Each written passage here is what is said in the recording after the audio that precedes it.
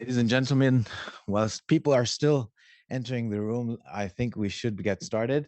A warm welcome from my side. My name is Janis Emmanouilidis from the EPC, and I'm very happy to have today with us the First Minister of Scotland to this in-person event. And I say it with big happiness that it is an in-person event, like we can be here all together. And I'm very happy that the First Minister is here to talk about and in his first international visit since he took office in March, which I think in many ways is already a strong sign, which I think you will also elaborate in your speech. You will set out your vision, the Scottish Government's vision for Scotland's relationship with the EU. And I think there are good reasons to do so, also because you're fresh in office, but also because it is important to keep to enhance that dialogue and to have a discussion about a forward-looking discussion.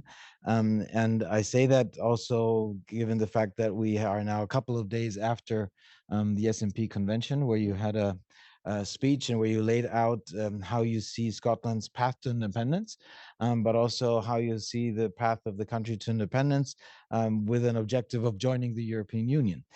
So there's a clear link between the two. But at the same time, and let's also be honest, we see that there is still some skepticism also on the side of the EU27 when it comes to the question of potential independent Scotland joining the European Union. And I think that that is all the more the reason to have a proactive, future-oriented discussion about the issue. So I'm very happy to have you with us today. We are a bit under time pressure because we only have 45 minutes. The First Minister will start with a speech, and we will then have still enough time for comments, for questions, for the answers of the First Minister to your questions. So without further ado, I would hand over the floor to you, please. Thank you very much, Humza. Very much, Janis, and let me say what a pleasure it is here. There we go. The vast majority of my engagements, people have told me that they have some sort of connection with Scotland. Some of them have travelled before, some of them stayed in Scotland, some of them are from Scotland. Many, for example, were part of the Erasmus programme, and something I'll touch upon later on. So I'm so pleased, and I'm certain there will be people in this audience who have a strong connection to Scotland. And it reminded me often of that phrase we use that there's two types of people in the world, those who are Scottish and those who want to be Scottish. So if you fall into either of those brackets, you're most welcome here. The last 7 years, and it's been just over 7 years since that fateful day, quite frankly, of the Brexit referendum, we have been at pains in Scotland to say that we believe that the best future for Scotland is as an independent nation within the European Union.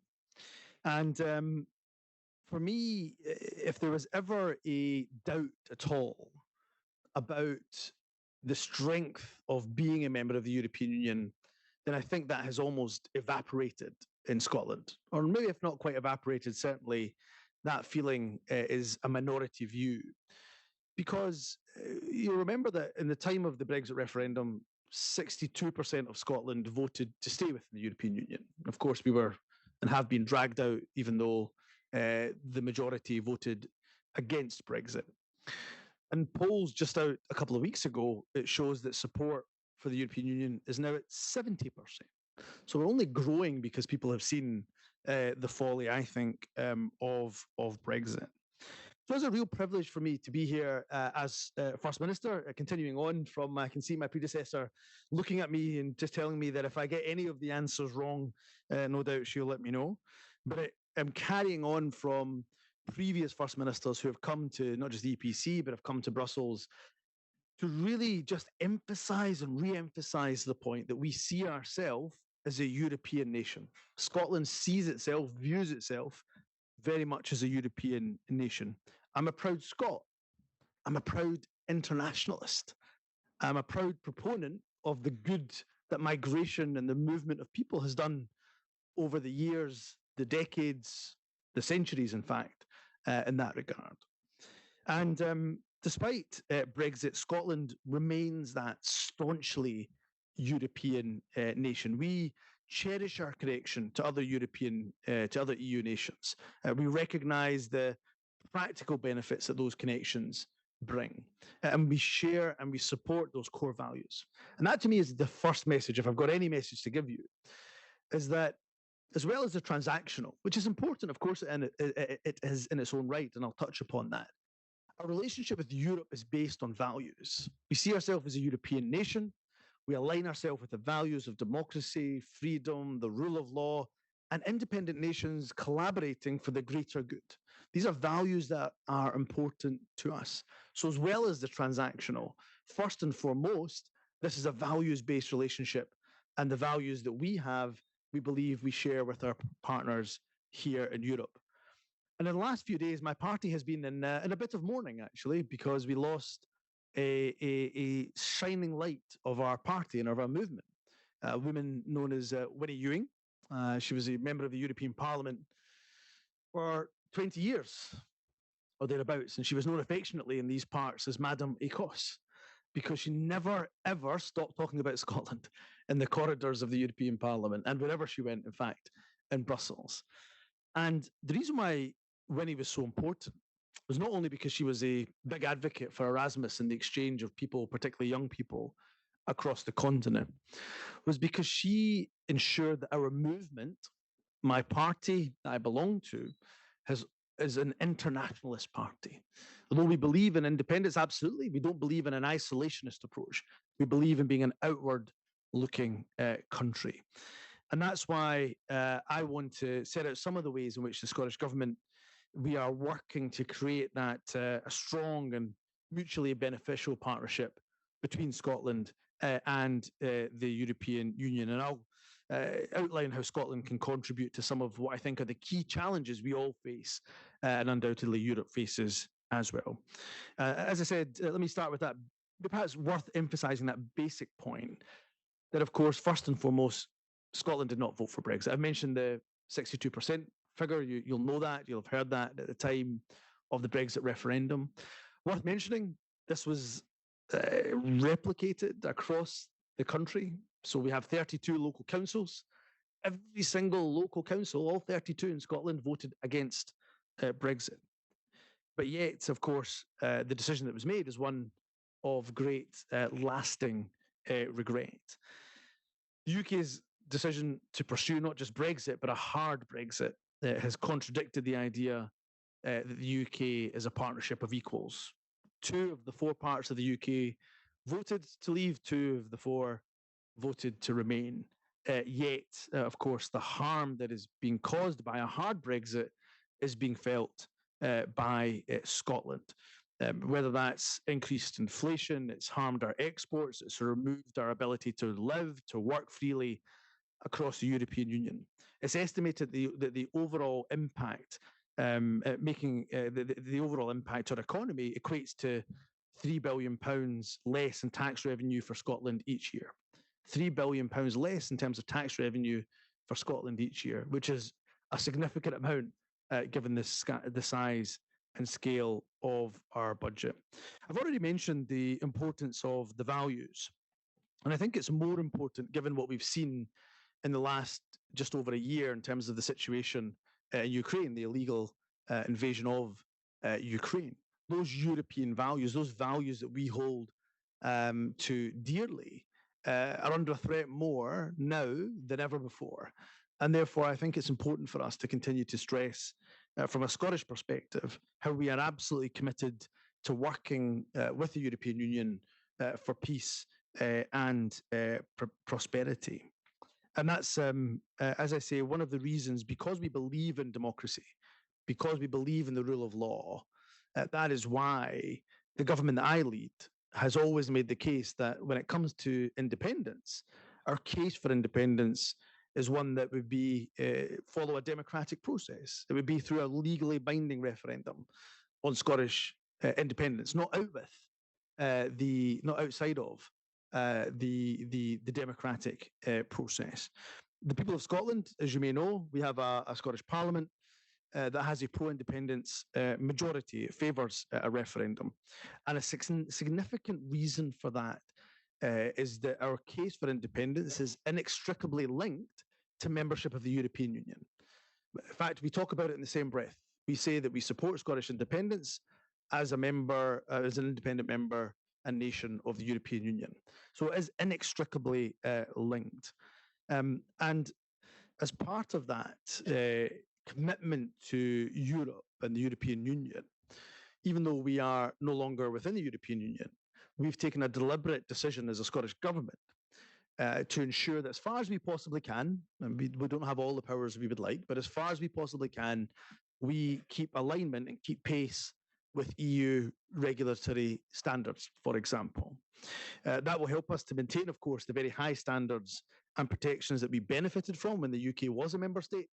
But also, to be frank, when it does come to the time when Scotland is independent, it should, I hope, make it easier when it comes to accession and returning to the European Union.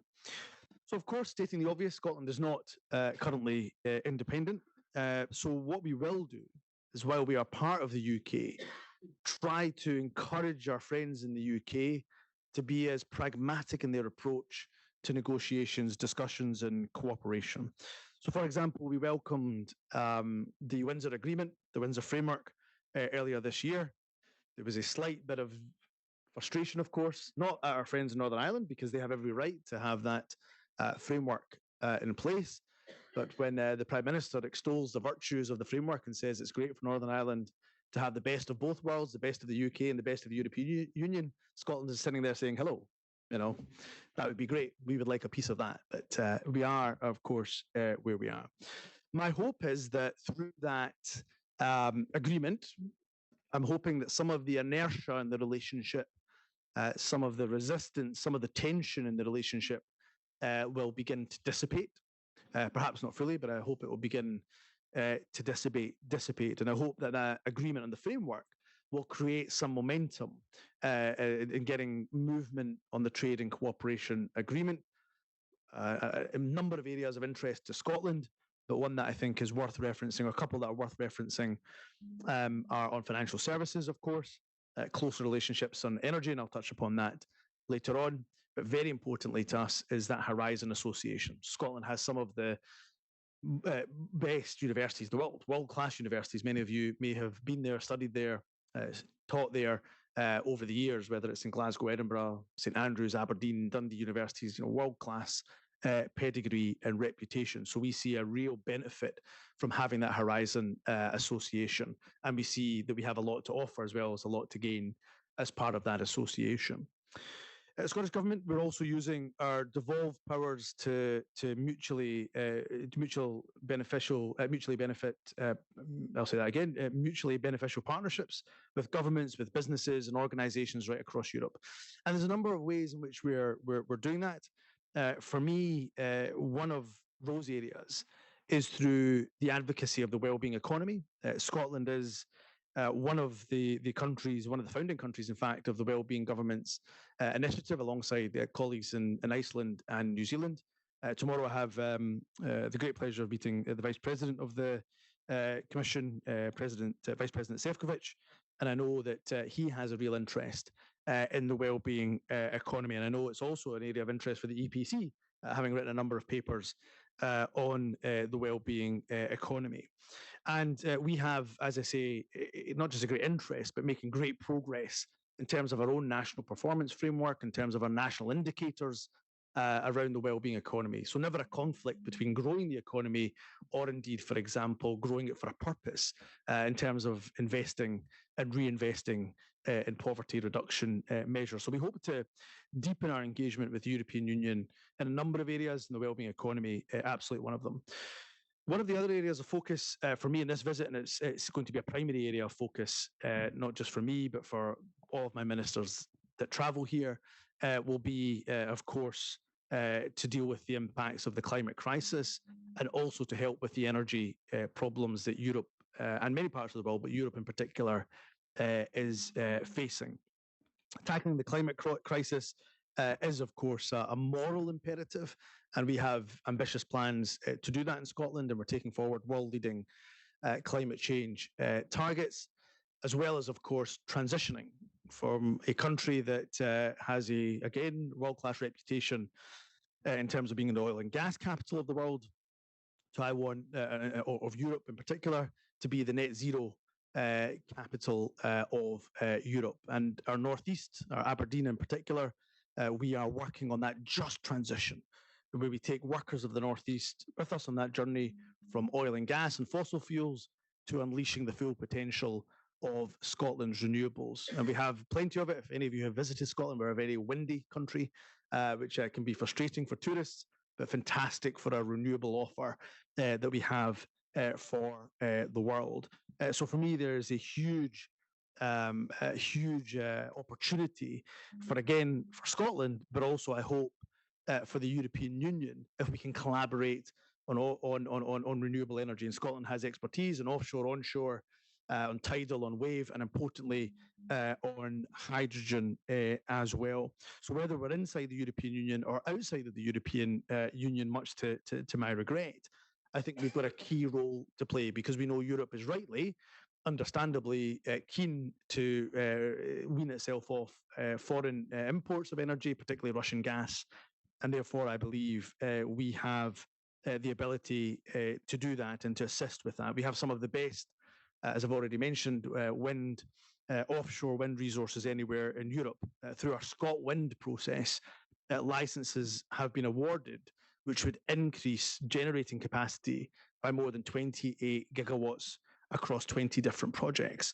Now, that's obviously important as we aim to decarbonize our electricity supply. However, it's crucial to the production of green hydrogen, which again I know is a great interest to many people of this continent as well. Our hydrogen action plan aims to have the capacity by 2030 to create 5 gigawatts of hydrogen, and by 2045 to have the capacity to produce 25 gigawatts of hydrogen. Much of that will be exported.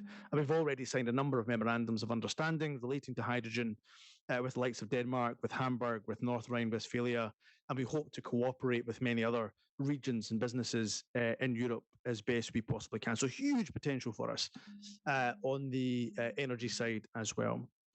I've also mentioned already in passing the importance of research, of innovation, of education, and the developments I've spoken about so far, new forms of energy or ways of thinking about the economy, such as the well-being economy. They really rely on that exchange of people, that exchange of ideas. And that's the other area of partnership that I want to cover today. I've mentioned that Scotland has some of the best universities and indeed some of the best colleges in the world. Major strengths across a number of sectors: energy, data, artificial intelligence, medicine, life sciences. So we believe we're very well placed to tackle the key technological, social, environmental challenges that we all face. And so the fact that young people in Scotland and Europe can no longer be involved in the Erasmus program in exchange between the UK and Europe is a great tragedy, actually. I think that's the only word I can use to describe the fact that young people in Scotland will not be able to benefit what their previous generations did. That exchange of ideas, that freedom of movement, and particularly through Erasmus, an excellent program, which has been to the benefit of Scotland, the UK, and indeed to the benefit of Europe.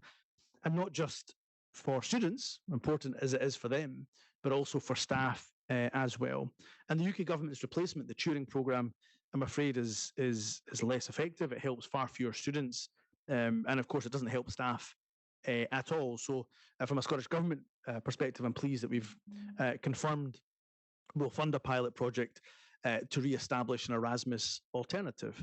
We'll set out further details of that scheme in the coming weeks to come. But it's so important, I think, that we give our young people in particular, but also our staff, those who are going to be important for the sharing of the knowledge exchange that we require, we give them the opportunities to exchange that important knowledge and information and gain from the exchange.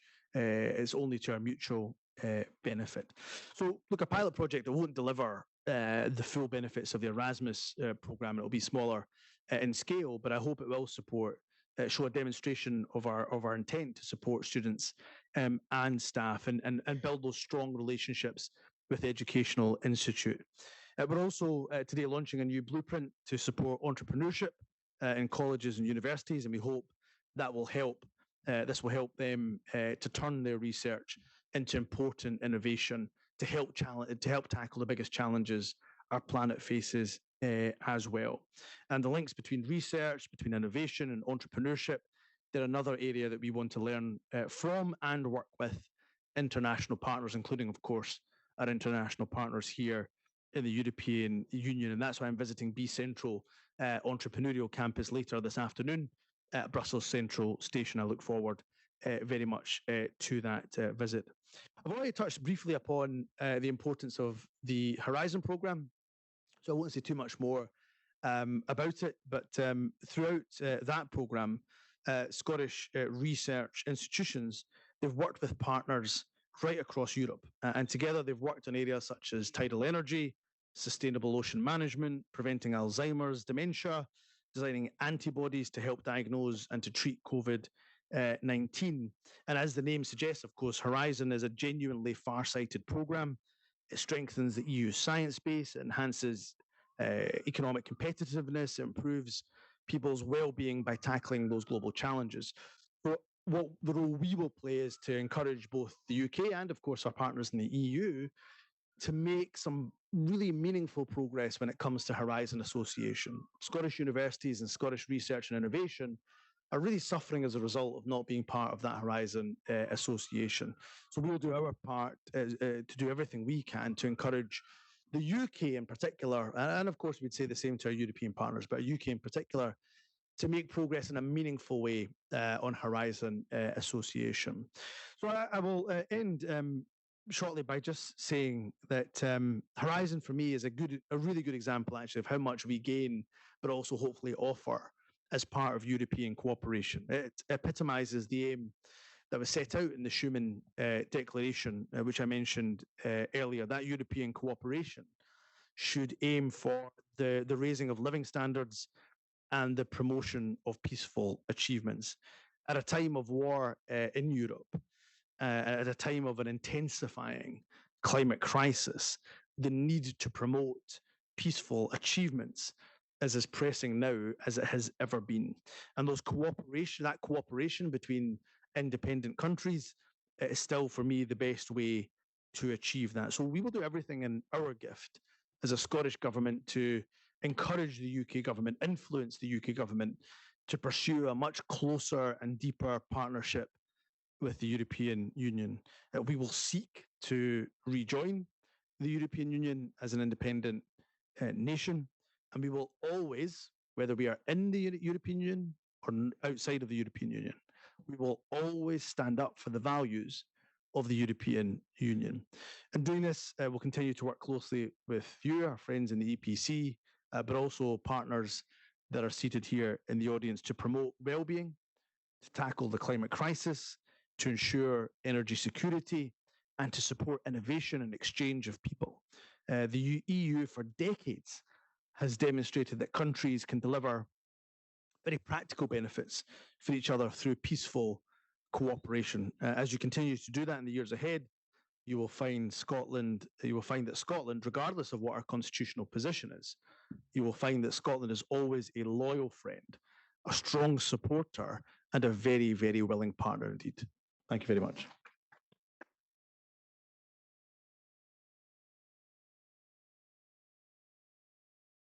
Thank you, Hamza, for the speech. Thank you especially for underlying the fact that we have shared values, and these values are under threat. You mentioned the war, but we also see that there's democratic backsliding in a good number of countries around the world. So values, basic fundamental values are under threat. But also thank you for providing a future-oriented agenda by asking and also laying out what Scotland has to offer and that cooperation in these areas. You mentioned energy, hydrogen especially, but also research, education, innovation, horizon. You mentioned a good number of areas where there can be increasing ties, where cooperation is possible, which is in the interest of all sides, including also well-being and climate. Um, I will ask one question which touches on something which you haven't dealt with in your speech to full extent, and look around the room to see who wants to raise a question, make a comment. So I'll do both in parallel. The question I would want to address to you relates to the future path towards Scottish independence. Maybe you could lay out a bit of what you think the steps are. The general elections. In your speech at the convention, you were talking about a new partnership agreement. You were talking also at some point about consultation on a draft constitution. So you have a macro perspective in terms of what needs to be done in order to come to that point of independence, which, as you say, is intrinsically linked also to the question of EU membership. So I'm sure that people in this room will be very much interested to hear about that. And while you respond, I'm looking around to see who wants to. And I see already 1, 2, 3, 4 questions coming up. Okay, well, in that case, because there's 3 or 4 questions, I'll try to keep it as brief as I can. Look, for me, the case for independence and advancing the cause of independence is only ever going to be through a democratic and legal route.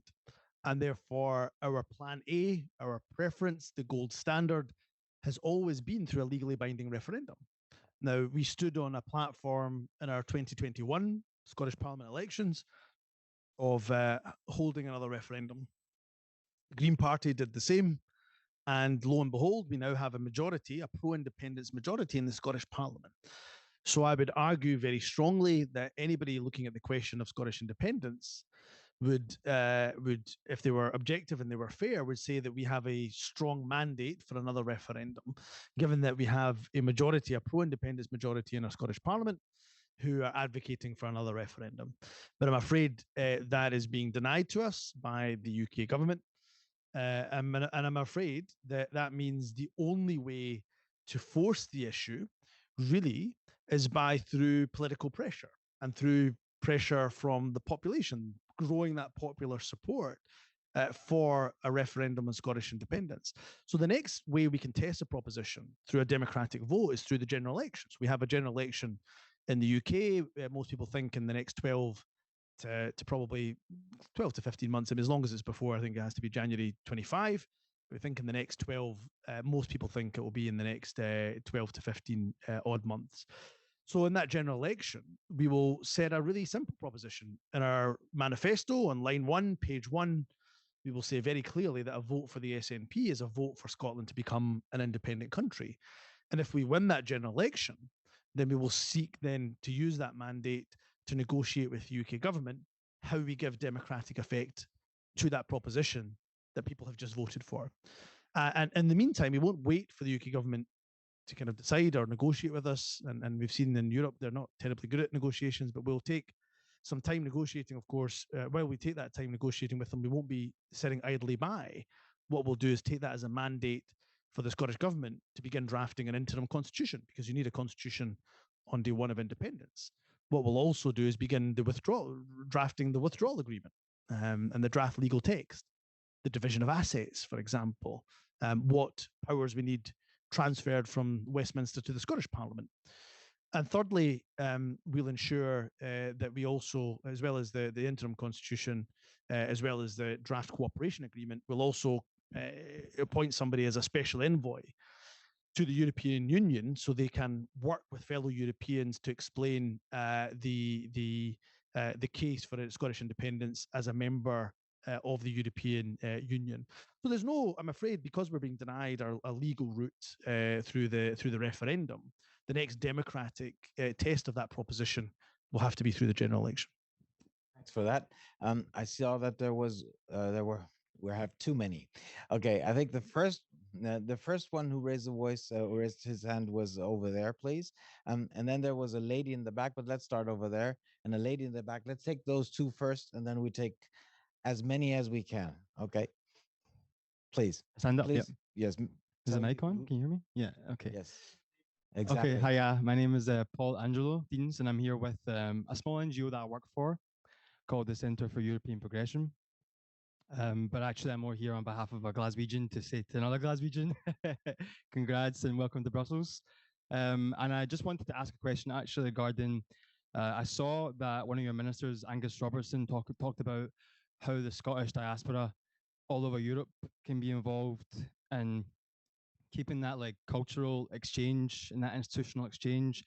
And my question regard is that basically like how can the Scottish diaspora get more involved in this role? Because I believe, like you said, you'll find Scots unlikely in all places all over Europe, which is what my experience is.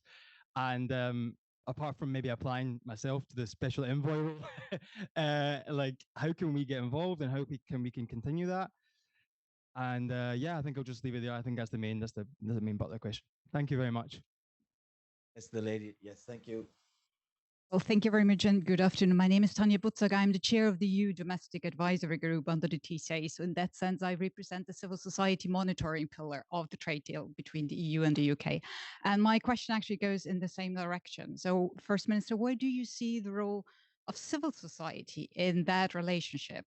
Call it a rebuilding, building on the foundation, but also in particular with the newly initiated a Scottish advisory forum on Europe that was initiated by our joint friend Irene Oldfather. I think there is a lot of that we can build also, and also myself as a member of the European Economic and Social Committee would like to foster that relationship on the civil society foundation, because we let go many of our Scottish and also other UK members of the ESC, and whereas for us always au revoir. Thank you. Take these two. Yeah, happy to take those two. So, Paul, your question. First of all, you should definitely apply for that envoy role. That's kind of passion we need. But look, on the serious point, Martin will stick his hand up from Scotland House. Martin, who is here, make sure you get Martin's details. So we have Scotland House here in Brussels. We have purposely, and this goes to Tanya's question too, we have deliberately ensured that we are not dramatically reducing our presence here in Brussels. If anything, we want to see how in Europe, not just in Brussels, but in other capital cities and other cities across Europe, how do we increase our engagement? And we'll have offices, Scotland offices in Paris, and of course in Brussels, in Berlin, in Dublin, and Copenhagen. So we want to make sure that we increase our presence, not decrease our presence. Second thing I would say, and it's quite related actually to Tanya's question, is across government. Actually, we just discussed in cabinet yesterday how we are going to ensure we have a really strategic approach to our international engagement. And Europe is unsurprisingly at the top of that list when it comes to our international engagement, and right across government portfolios, from culture, and you mentioned Angus Robertson, to our colleagues in rural affairs, because the issues around depopulation affecting our rural communities is similar in Scotland as it would be, of course, in Spain, for example. Right across, every area of government, we're looking to deepen that engagement. So my advice to you would be absolutely, we need to actually, and I'll speak to Martin about this, develop a strategy on how we ensure we capture the best of our diaspora, the skills that you have and many other Scots who are living abroad, but particularly in Europe, to help us to deepen that engagement. So I think it's an excellent idea. First and foremost, get Martin's details, get involved. But secondly, actually, we should do a little bit more work on some of the diaspora strategy. We have done some work on that, but I think there's a time to re-energize that. Just as an anecdote, my father always said to me that wherever you, because you can know, you'll know my background. My father's from the subcontinent in Pakistan, and he always said to me that there's you will always find Scottish people and Punjabi people wherever you go in the world. And I have to say it's true. Wherever I go in the world, I always find Scots and I find people from the Punjab as well. So we're great, a nation and regions of travelers and immigrants and immigrants as well. Tanya, I think my answer, I'm delighted you mentioned Irene Oldfather. She's a friend of mine. In fact, she messaged me, I think, just before I arrived, and I haven't messaged her back. So I will do that. It's a good reminder to message Irene back, and the work that she has done is a great example of that civil society friendship and cooperation we have with the European Union. So again, I won't reiterate too much of what I said to Paul, but for me, the way we can do that is through dealing with some of the challenges that we face collectively as countries and nations and the planet. The climate emergency is top of that list. The inflation and energy crisis is there. The well-being economy is a solution to that. So those people-to-people links, we are very keen to establish. Where they are already established, how do we deepen those people-to-people links? So we'll do that right across civil society. We have some ways in which we're doing that already. I think there's more that we can do, and I just mentioned that paper that went to Cabinet yesterday and we discussed. But again, Tanya, not that I'm giving Martin too much work to do, but I definitely link into Scotland House here in Brussels, and we can discuss the opportunities with the ESA, with others, to deepen that engagement. But that people-to-people link, that civil society link, for me, is of just as much importance. I would suggest maybe even more importance than sometimes the government-to-government relationships that we have. I think two more in the second row. You. Thank you very much. Philippe Lefebvre, Defence Security Advisor for EBS. Thank you very much, First Minister, for being here in Brussels. I have a question on part of relationship that's not as developed for reasons of the distribution of power, and that is on security and defence. Obviously, an independent Scotland, part of the EU, would have to deal with a lot of the security structures and defence structures that you set up. What is, or what would be the ambition of an independent Scotland, and indeed your cabinet now, when it comes to security and defence in Europe, maybe touching a little bit also on a relationship with the other international organisation in Brussels, and that's NATO? Thank you. Thank you. Hannah Bettsworth, APCO Worldwide, but I'm going to wear my hat as an Aberdonian here. And I have a wee bit of a duty to be quite dour in that context. And I see a lot of positivity, a lot of ideas coming out, but what I'm not seeing is discussion of the more thorny challenges around joining the EU. There were old local authority areas did vote to remain, but Murray only did so by 0.2%, because that's a farming area and that's a fishing area. And I'm worried that we haven't really dealt with the big difficult parts of EU accession, that folk don't necessarily know that this is a journey of possibly decades of economic adjustment, and that we need to be very clear about that when we embark on this kind of journey. Two excellent points and questions that are raised. In terms of Philippe, we're actually going to be publishing a paper. So we have a series of papers on the perspectives of an independent Scotland. I launched one just 2 weeks ago on the draft written constitution. We're going to be doing a paper on citizenship in a few weeks' time. We've got a series of papers, including actually one in the European Union, which will be late summer, early autumn, that we'll end up publishing that paper. So we have a range of papers, one on security and defence as well, which will be incredibly important. And that's not to kick the issue into long grass, but to say the detail will be absolutely in that paper. But one of the reasons why we want to be part of the European Union is because of that security and defence issue, because of the issues around peace and the promotion of peace and cooperation. And the reason why we had managed to get so far in Europe without war until recent years, I think, was because of those deepening economic ties and the people-to-people ties that we had through the freedom of movement. So we see being part of the European Union as being absolutely vital and important to the issue of peaceful coexistence and cooperation. On the issue of NATO, there's no question we would want to be a member of NATO, much in the same way and on the same terms that Finland has, of course, recently joined. We believe in nuclear disarmament. We would like to negotiate the safe and expeditious removal of nuclear weapons from Scotland. So we'd negotiate with the UK government, of course, with the US and NATO and other allies, the removal of nuclear weapons from Scotland. But we would look and seek to join NATO on a similar basis as a number of countries who are non-nuclear states of NATO, very much on that basis. Sorry, Hannah's question. The more thorny issues, you're absolutely right. We have been quite upfront about a number of those issues already. So if I give you one example, if we are to join the European Union as an independent member state, there's been the question that's been asked about, well, what does that mean for goods coming from the rest of the UK then, if you're part of the EU single market? And we've been really upfront. When it comes to the movement of people, we'll be part of the common travel area, much like Republic of Ireland. There's no issue there.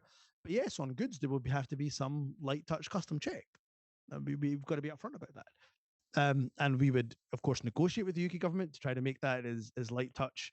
And of course, with the EU, given that is who will be a member state part of, we'll have to make sure that that is acceptable, but also be upfront that the EU is a market that is 7 times the size of the UK, and in terms of manufactured goods, the value of our manufactured goods, we export more to the European Union than we do business with the rest of the UK in terms of, as I say, value of manufactured goods. Fishing, let's take that as another example. You just look at the statement from one of our senior stakeholders in fishing, and the fishermen in Scotland in particular were often described as the poster boys of Brexit. There is, a quite senior stakeholder now saying publicly that what they were told in the Brexit debate has not come to fruition. That hasn't happened, and therefore they're deeply disappointed that what they were promised during the debate in Brexit has just not materialised. And as I say, there will be an EU paper that will, at the end of the summer, beginning of autumn, that will touch on many of these issues. But I absolutely agree with your point. You have to be honest in your debate and discussions around some of the challenges as well as the opportunities that will exist from EU membership. We're running out of time, but I will take 2 more. There was one person in the back, yes, and you. And then I'm afraid we have to conclude because time is running out. So let's start in the back. Thanks. Thanks very much, First Minister. Ian Johnston here with the Financial Times. Just a question about the political situation in Scotland and how that impacts your work here. You're, according to the polls, quite far behind, said you perhaps come second to Labour in the election, and the SNP is mired in crisis. Does that make it more difficult for Vice President Sefcovic and others here to take you seriously on this trip? And does that mean you have to go more in their direction, perhaps making commitments on, for example, the euro and whether you'd adopt that? Thank you. Thank you very much. First Minister, Maria van Leijten of FTI Consulting, formerly of Scotland House. I have a quick question. I believe the MOU on financial services between the UK and the EU is going to be signed today, or has already been signed. Haven't checked the phone. I was wondering, what do you see the role of Scottish financial services in the wider EU context? We haven't seen as much of it in the last years since Brexit. The image of it has perhaps been diluted a little bit. So how do you see where the Scottish financial services can grow, and how can we showcase them more in the European context? Thank you very much. I would not be the first time that I will correct a journalist, but I will say this much, Ian, that you said we were second or behind in a number of polls. There's not been a single poll where the SNP has been behind in terms of percentage of the vote in recent weeks. We have lost support, you're absolutely right, or dropped back in support. But I would say in virtually every single poll, we are still ahead of our nearest rivals in the Scottish Labour Party. So despite all those challenges, we still continue to be the most trusted party in Scotland, which I'm very pleased to say. All that being said, the premise of your question is absolutely right. These have been some of the most difficult weeks for the SNP in its modern times. There's no getting away from that. But what's been fascinating is, despite the challenges that the SNP has faced, and we have faced challenges, independence and support for independence has been absolutely rock solid. A number of polls just come out recently have put independence at 53%, 52%, some below 50%, of course, but we're there or thereabouts. The numbers really haven't shifted much at all, despite the challenges that the SNP has undoubtedly faced. And no, I don't feel anything other than warmth from the Commission. I have to say, I was Minister for Europe many years ago now, and Minister for International Development, Minister for External Affairs. So I've regularly been to Brussels and come to Brussels over the years. And there's always been a degree of warmth to Scotland.